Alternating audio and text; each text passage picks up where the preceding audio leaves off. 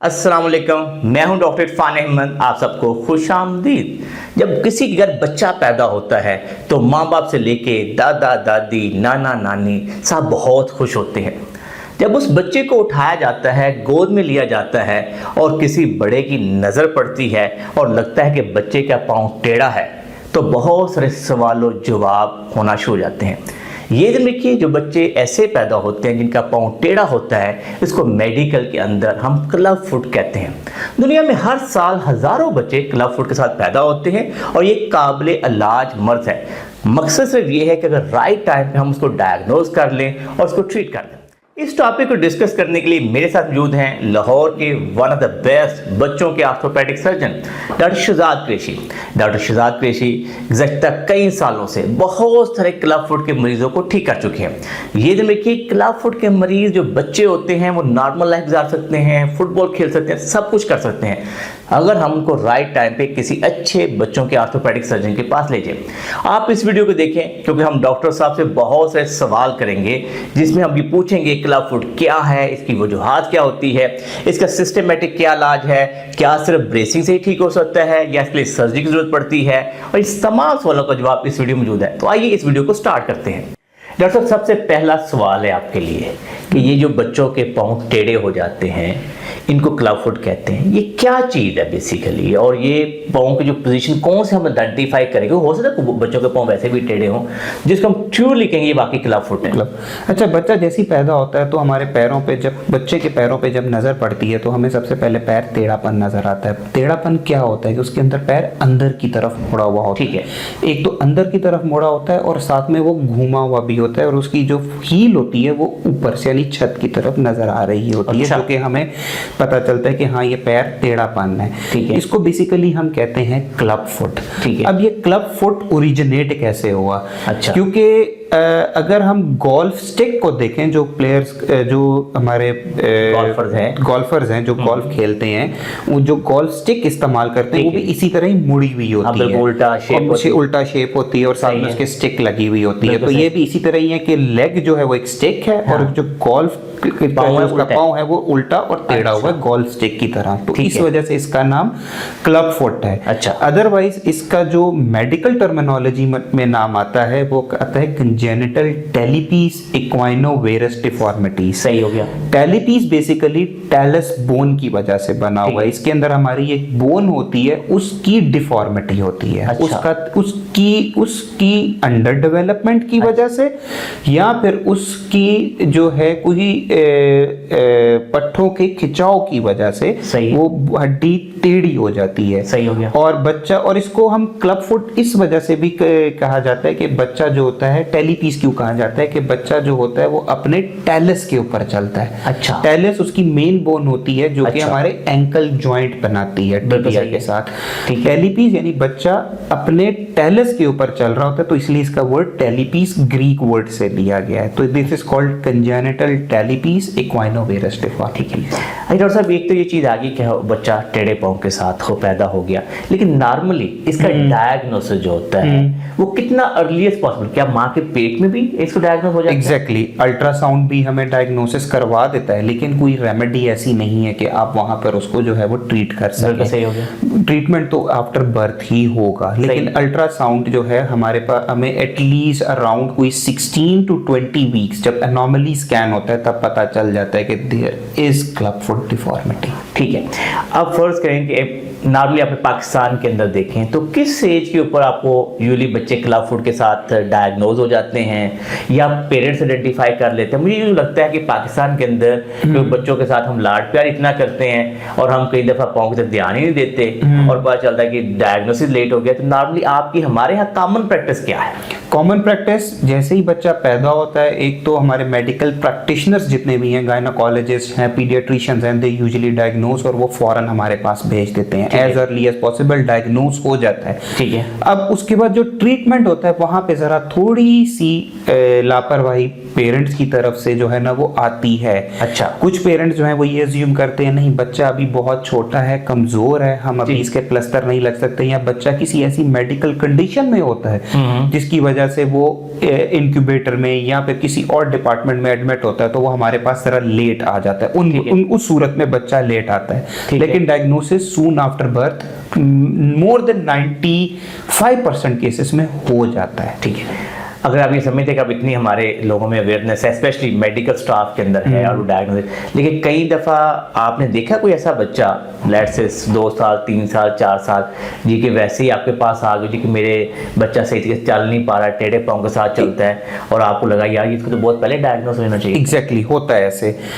वो उन कंडीशंस में जहाँ में पेरेंट्स को इतनी अवेयरनेस क्लब फुट से रिलेटेड ना हो, जब पैर टेढ़ापन आता है वो कहते यही बात जो मैंने पहले भी बताई है कि बच्चा कमजोर है, अभी इसका इलाज हम बाद में करवाएंगे। ठीक है जी। तो वो बाद में करते करते उसको साल या 2 साल के बाद भी लेकर आते हैं। वो हम level basically as a neglected club foot के ऊपर करते हैं।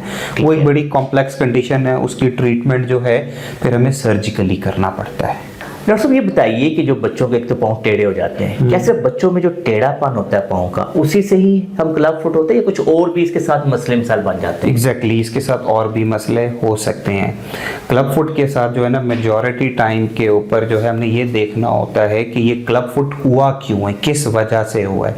ठीक है। एक तो क्लब फुट जो होता है वो बेसिकली विदाउट यानी कि किसी वजह की वजह से, बगैर किसी वजह के हो गया, उसे हम इडियोपैथिक कहते हैं। सही हो गया। दूसरा क्लब फुट जो होता है उसे हम सिंड्रोमिक क्लब फुट कहते हैं। सिंड्रोमिक क्लब फीट वो होता है जिसमें कोई वजह सर से लेके हमारे पाँव तक कोई ना कोई वजह हो सकती है, जैसे कि बच्चे को सीपी बच्चा हो सकता है, बच्चे के स्पाइन में कोई इशू हो सकता है जिसे हम स्पाइनल डिस्ट्रॉफिज्म कहते हैं, कमर में फोड़ा हो सकता है, उसकी वजह से भी बच्चे को जो है क्लब फुट हो सकता है। ठीक है जी। दूसरी जब क्लब फुट अगर है तो हमने उसकी स्पाइन एग्जामिनेशन वो हमारे लिए मस्ट है, नी एग्जामिनेशन वो भी हमारे लिए मस्ट है, हिप एग्जामिनेशन जो है वो भी हमारे लिए मस्ट है। सही है। हिप एग्जामिनेशन इस वजह से कि देखने की क्या इसके साथ एसोसिएटेड हिप डिसलोकेशन तो नहीं है, ऑल्दो चांसेस बहुत कम है, लेकिन रूल आउट करना लाजमी है। ठीक है। नी एग्जामिनेशन इस वजह से इंपॉर्टेंट है कि एक बीमारी बच्चों में स्टिफ जॉइंट्स की होती है। अच्छा। जिसमें जोड़ बच्चे के सारे जिस्म के जोड़ बड़े सख्त होते हैं, जिसे हम आर्थ्रोग्राइपोसिस कहते हैं। सही हो गया। आर्थ्रोग्राइपोटिक के अंदर भी क्लब फुट डिफॉर्मिटी हो सकती है। सही है। तो एक तो पैर का टेढ़ापन देखने से हमारी तशखीस हो जाती है क्लब फुट की, लेकिन उसकी वजह जानना बहुत इंपॉर्टेंट है क्योंकि जो भी ट्रीटमेंट है वो वजह के बाद की जाती है। बिल्कुल। यहाँ से एक सवाल होता है क्योंकि हमारे यहाँ कोई बड़ी मिथ्स होती हैं, कई दफ़ा मिसकंसेप्शन भी होती है, तो क्या हमारे यहाँ लोग इसको समझते हैं जादू टोना, या कोई आपको कभी ऐसा होता है कि डॉक्टर साहब किसी ने हमारे बच्चे पे शायद जादू कर दिया इसलिए बच्चे के पाँव टेढ़े हो गए, ये ऐसा होता है? एग्जैक्टली होता है। ऐसी स्टोरीज बहुत सारी आती हैं। अच्छा। कि जादू हो गया या फिर नजर लग गई, या फिर एक चांद ग्रहण के ऊपर भी एक कॉन्सेप्ट आता है कि ये इसमें ये क्या बाहर निकल गए थे, लेकिन ऐसा कुछ नहीं है। ये बेसिकली हमें नाज़रीन ये सवाल अरेज करने का मकसद ये था कि कई दफ़ा हमने देखा है कि हमारी फैमिलीज़ के अंदर ये लड़ाइयाँ शुरू हो जाती हैं, ये फलां औरत आई थी तब जाके इस बच्चे के पाँव टेढ़े हो गए थे, उससे पहले तो मेरे बच्चे के पाँव ठीक थे। ऐसा नहीं है। मेडिकल में दुनिया के अंदर बहुत सी ऐसी बीमारियाँ होती हैं जो बाय बर्थ होती हैं, लेकिन उनका इलाज है। सबसे बड़ी बात है कि जो क्लब फुट के बच्चे वो नॉर्मल लाइफ गुजारते हैं, बिल्कुल दूसरे बच्चों की तरह ठीक हो जाते हैं। बात तो यह है कि सही डायग्नोसिस और सही ट्रीटमेंट है। अब बात आ गई है कि अभी तक हमने डायग्नोसिस कर लिया, बेसिक सारा बता दिए, अब डॉक्टर साहब कहते हैं जरा थोड़ा मुश्किल पार्ट है। डॉक्टर साहब के लिए कोई मुश्किल पार्ट नहीं, लेकिन लोगों को समझना मुश्किल पार्ट है कि इसका ट्रीटमेंट जो है वो बहुत इंपॉर्टेंट है। डॉक्टर साहब सबसे पहले बताइए कि आपके पास एक पेशेंट आता है, फर्ज करें पहले दिन ही आपके पास डायग्नोस हो जाता है, दूसरे दिन पता चल जाता है, कोई 10 दिन के बाद आ गया, कोई 15 दिन के बाद आ गया, कोई महीने के बाद आ गया, लेकिन पता चल गया ये वाकई क्लब फुट है, तशखीस होगी, तो इसका जो ट्रीटमेंट है वो क्या है? बेसिकली ट्रीटमेंट इसका जो है वो वेरी सिंपल, हमें इसमें कोई सर्जरी की तरफ जंप नहीं करना पड़ता। सही है जी। और बच्चा जो है छोटा बच्चा है, बहुत फ्लेक्सिबल जॉइंट्स भी हो सकते हैं उसके, अगर हमने डायग्नोसिस जैसे कर लिया है तो treatment is very simple. Casting करते हैं, जिसे हम उर्दू जुबान में प्लस्तर लगाना कहते ठीक है हैं। जी। और इस ट्रीटमेंट का जो नाम है बेसिकली पॉन्सेटी मेथड कहलाता है। अच्छा जी। अब पॉन्सेटी मेथड जो है, इसकी दो फेजेस होते हैं ट्रीटमेंट के। ठीक है। एक होता है ट्रीटमेंट फेज, दूसरा मेंटेनेंस फेज। ठीक है जी। ट्रीटमेंट फेज में आप प्लस्तर लगाते हैं, कास्टिंग करते हैं और ग्रेजुअल करेक्शन करना शुरू कर देते हैं फुट की। ठीक है जी। वो 3 से 4 प्लस्तर लगते हैं, हर हफ्ते के बाद प्लस्तर तब्दील किया जाता है। ठीक है जी। और जो चौथा प्लस्तर होता है उसके अंदर हम छोटा सा डे केस सर्जरी करते हैं। अच्छा। उसमें टेंडो एक्लीज, जो पीछे वाला हमारे एंकल के पीछे वाला पट्टा होता है, उसकी हमें टेनोटमी करनी होती है ताकि हम थोड़ा सा एड़ी की हरकत को लेकर आ सकें। सही हो गया जी। और वो प्लस्तर जो है वो 3 हफ्ते के लिए लगता है। ठीक है। यानी अगर हमारे एक बच्चा जैसे फॉर एग्जांपल 3 डेज में आ गया है, तो उसका एक ट्रीटमेंट फेज का जो टाइम है by the end of 1 month या 6 वीक, सॉरी 6 to 8 वीक्स में उसका ट्रीटमेंट फेज खत्म हो जाता है। अच्छा वाह, मतलब यानी बच्चे के पैर सीधे हम उसको 6 से 8 हफ्ते में कर यानी देते ये हैं। अब बच्चा पैदा हुआ, हमें 5 दिन पता चला, 2-2.5 माह में बच्चे के पाँव बिल्कुल सीधे बिल्कुल सीधे हो जाएंगे। एग्जैक्टली ये इतना? ट्रीटमेंट फेज है। अच्छा। लेकिन अभी ट्रीटमेंट इधर खत्म नहीं हुआ। अच्छा। अब इसको पैर को संभालने का ट्रीटमेंट शुरू होता है, जिसको मेंटेनेंस फेज कहते हैं। अच्छा जी। इसमें हमें बच्चे को एक जूता पहनाना होता है, ठीक है। DB shoes, Dennis Brown shoes कहते हैं उसे। ठीक है। वो बेसिकली शूज, एक तो दरमियान में उसके एक रॉड होता है ठीक है और जी। साथ में उसके शूज शूज बने लगे हुए होते हैं, बिल्कुल जिन्हें सही हम है। बाहर की तरफ निकाल के रखते ठीक है। हैं। डेनिस ब्राउन शूज या डीबी शूज जो होता है बच्चे को पहन के रखना होता है। ठीक और है। वो पहनना कितना ड्यूरेशन है, अप्रोक्सीमेटली मैं अपने पेशेंट्स को वो 3 to 4 ईयर्स तक पहनाता हूँ। सही है। लेकिन ये मुसलसल नहीं होता, हाँ। क्योंकि यहाँ पे भी एक कंसर्न होता है कि इतना अरसा शूज कैसे हाँ, पहनना है। हाँ। उसमें शूज कुछ अरसा हमें 3 to 6 months, जब तक बच्चा लेटा है तो फिर 20 आवर्स अ डे। जैसे बच्चे ने वॉक करना है, हम वीनिंग स्टार्ट करेंगे, उसे फिर हम 12 घंटे पे मतलब वीनिंग से मुराद है कि हम उसको आहिस्ता आहिस्ता कम करते अच्छा, रहेंगे। ठीक है। एग्जैक्टली। ठीक है। मेन चीज जो हमारे पूरे ट्रीटमेंट की लाए करती है वो इस फेज ये शूज है। शूज। अच्छा, इसमें जब फिर अगर बच्चा जब चलना शुरू होता है तो जो शूज होते हैं वो भी कुछ स्पेशल होते हैं या नॉर्मल शूज के अंदर बच्चा चलता है? नॉर्मल शूज पे अच्छा। हम सिर्फ ये काम करते हैं कि उल्टा शूज पहना देते हैं। अच्छा। कि बच्चा राइट वाला लेफ्ट में पहन ले, लेफ्ट वाला राइट ये में बड़ा पहन ले। इंपॉर्टेंट है। वो अगर कोई बच्चे ने उल्टा शूज पहना तो लोग कहेंगे ये तो शायद कोई बेवकूफ माँ बाप है। Exactly। लेकिन मतलब ये ट्रीटमेंट है। लेकिन ये ट्रीटमेंट में हम अच्छा, ठीक है। एडवाइस कर देते हैं तो अच्छा रहता है। शूज नॉर्मल दिन के टाइम पहने, पेरेंट्स को बड़ी सेटिस्फेक्शन होती है इसमें, ठीक क्योंकि उन्होंने इस एज में, क्योंकि बच्चा तकरीबन अराउंड कोई 1 ईयर तक पहुंच चुका होता है, वो खड़ा भी हो रहा होता है, वो चलने की भी कोशिश कर रहा होता है। अब एक शूज जिसके दरमियान में एक रॉड लगा हुआ होगा, वो हाँ। बच्चा जो है, पेरेंट्स भी जरा थोड़ी सी ये कह लें उनके अंदर हिचकिचाहट होती है। बिल्कुल है, तो बिल्कुल। जब मॉर्निंग में और इवनिंग में बच्चा नॉर्मल शूज पहनेगा, सिर्फ सोने के टाइम उसने एक बार वाला शूज हाँ। पहनना है, तो बच्चा बड़ी जल्दी उसको अकोमोडेट यहाँ ये डॉक्टर साहब सवाल बनता है मेरा कि साफ ज़रा कि आपने शूज भी कर लिए, तो नॉर्मली अगर फॉर क्लब फुट के साथ बच्चा पैदा हुआ, एक नॉर्मल बच्चा पैदा होता है, दोनों किस स्टेज पे जाके आपको ये लगता है या आपने अपने जो पेशेंट हैं बच्चे देखे हैं उन दोनों एक जैसे हो जाते हैं? फर्क करें कि क्लब फुट के साथ है 3 साल 4 साल या 5 साल, दोनों एक जैसे खेल रहे होते हैं, कूद होते हैं, पता नहीं तो कब तक हो जाता है ये ऐसा? ये डिपेंड करता है कि आपने ट्रीटमेंट किस एज पे शुरू किया। अच्छा जी, ठीक। मेन चीज है ट्रीटमेंट, जितना जल्दी ट्रीटमेंट होगा उतनी कंजर्वेटिव मैनेजमेंट है, यानी कि कास्टिंग टेक्निक्स है, और जितना लेट होगा तो हम कास्टिंग से निकलते निकलते सर्जरी की तरफ चले जाते हैं। सही है। लेकिन एक चीज मैं यहाँ में क्लियर कर दूं, surgical foot is a stiff foot, यानी उसमें अकड़ावपन रहता है। ठीक है। लेकिन जो प्लस्तर वाला फुट होगा वो उसके अंदर लचक बहुत अच्छी होगी और वो बहुत नॉर्मल कंपेरेबल होगा, यानी नॉर्मल फीट के बिल्कुल नियर नॉर्मल तक होगा as compare to surgical foot. Surgical foot stiff रहता है। नाज़रीन, यहाँ पे एक बड़ी इंपॉर्टेंट चीज़ है। देखिए, हम शुरू से थोड़ी सी माँ बाप तकलीफ बर्दाश्त कर लें, हौसला कर लें कि कोई बात नहीं है, अगर चंद दिनों के लिए, चंद महीनों के लिए प्लस्तर लगना है तो वो बर्दाश्त कर लें, और उससे का फ़ायदा क्या होगा, आपका बच्चा बड़े ऑपरेशन में बच जाएगा।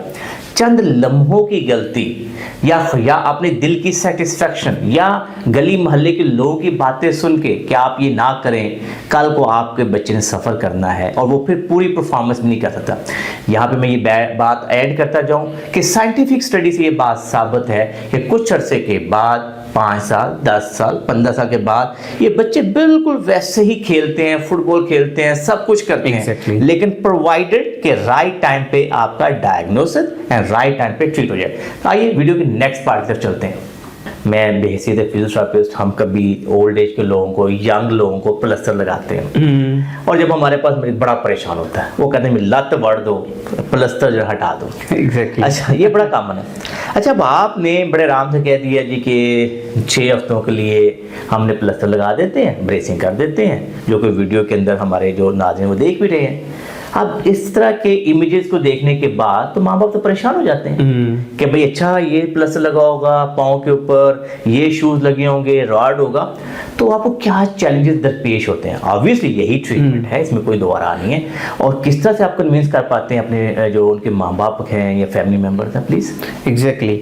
अच्छा, सबसे पहले जो चैलेंजेस जैसे कास्टिंग से रिलेटेड आता है, तो वाकई पेरेंट्स डर जाते हैं। प्लास्टर लगेंगे, अच्छा हाँ कितने लगेंगे, प्लास्टर में ठीक हो जाएगा, कोई इशू तो नहीं होगा कास्ट का, बच्चे को कोई एलर्जी वगैरह तो नहीं होगी, या फिर बच्चा जो है वो गर्म लगेगा उसे, तो कैसे उसके साथ अकोमोडेट करेगा, गर्मियों में तो एग्जैक्टली ये आ जाता है।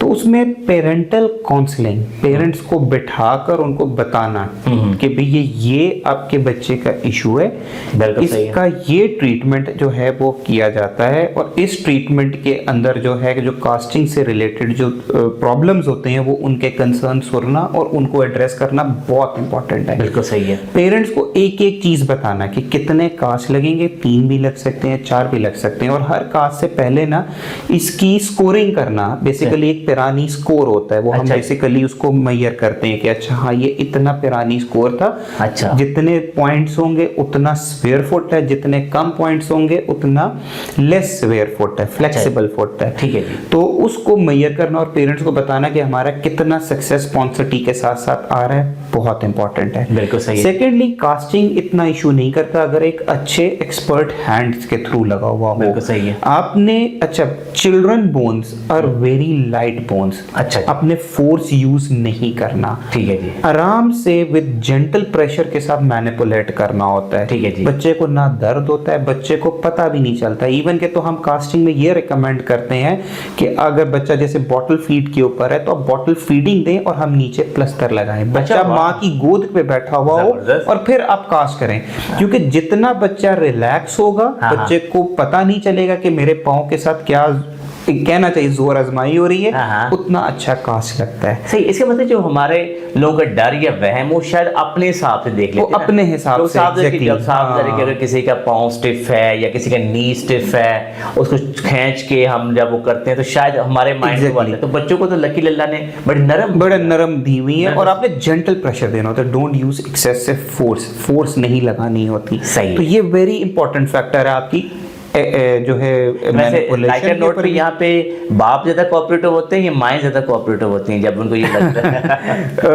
वैसे इस तरह के मेजॉरिटी सिचुएशंस में ना ग्रैंड पेरेंट्स ज्यादा होते हैं। अच्छा, नहीं कोऑपरेट करते हैं या क्या कहते हैं, रिफ्यूजल पे करते हैं? कोऑपरेट करते हैं। अच्छा। पेरेंट्स इतने नहीं हो रहे होते, ग्रैंड पेरेंट्स कहते हैं नहीं, हमने इलाज अपने बच्चे का या पोता पोती जो भी है उसका इलाज जरूर करवाना है। नहीं डॉक्टर साहब, इसमें तो उनका बनता है क्योंकि उनको एक्सपीरियंस हो चुका होता है, उनके सामने नस्लें ग्रो करती हैं, ये तो बिल्कुल सही कह रहे हैं कि उनका ये बनता है। अच्छा डॉक्टर साहब, यहाँ पे और मैं कह रहा था कि सेकंड जो चैलेंज आता है वो ब्रेसिंग में आता है। अच्छा, जैसे मैंने बताया था कि मेंटेनेंस फेज में हम जूता पहनाते हैं, पेरेंट्स कहते हैं सर जूता पहनाते हैं तो बच्चा रोता बहुत है। अच्छा जी। जूता पहनाते हैं, बच्चा बीमार हो जाता है, बच्चे को लूज मोशन लग जाते हैं, बच्चा उल्टियां करता है। ऐसा कोई कंसर्न नहीं है, जूता नीचे पाँव पे पहना है, उसका पूरे जिस्म के साथ कोई लिंक नहीं है। सही हो गया। अर्ली जूता पहनाने का फायदा ये होता है कि बच्चा हाँ 1 या 2 दिन अनकंफर्टेबल रहता है, लेकिन वो भी उसको एब्जॉर्ब कर लेता है। फिर आहिस्ता आहिस्ता बच्चा ये चीज के ऊपर रियलाइज करता है कि ये शूज जो है ये मेरे जिस्म का पार्ट है। आप शूज उतारेंगे तो वो रोएगा,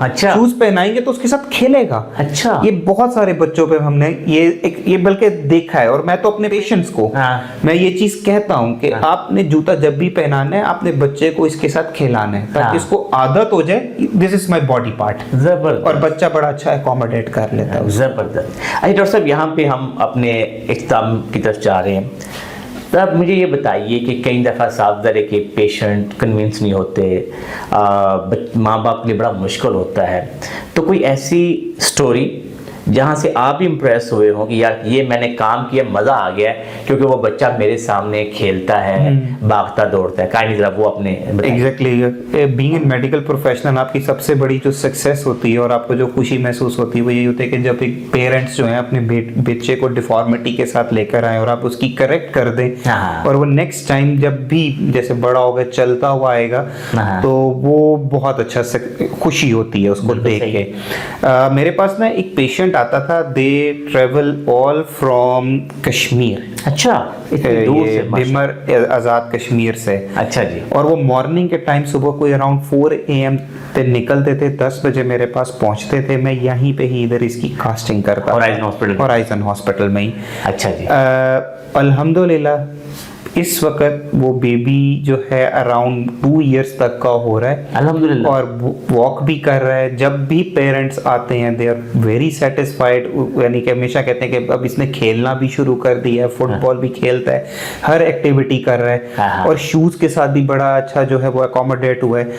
तो मैं सिर्फ उनको एक ही लेसन देता हूँ कि ठीक है, हमारा काम एक ट्रीटमेंट प्रोवाइड करना है, ऐसे ही, लेकिन इस ट्रीटमेंट को जो मेंटेन किया था वो आप लोगों ने किया था कि उनका रेगुलर फॉलो अप रहा मेरे पास, और रेगुलरली वो मेरी इंस्ट्रक्शंस के मुताबिक आते रहे। तो अल्हम्दुलिल्लाह one of the best stories जो मेरे पास आती हैं। और अगली चीज, अभी रिसेंटली मेरे पास उनकी रिलेटिव का भी एक पेशेंट आया हुआ था। अच्छा। एंड उन्होंने थ्रू मुझे पता चला कि they went to a wedding, शादी पे गए हुए थे, और वो बच्चा जो है माशाल्लाह इस टाइम तो काफी शरारती हुआ है वो खेल रहा था वहां पे।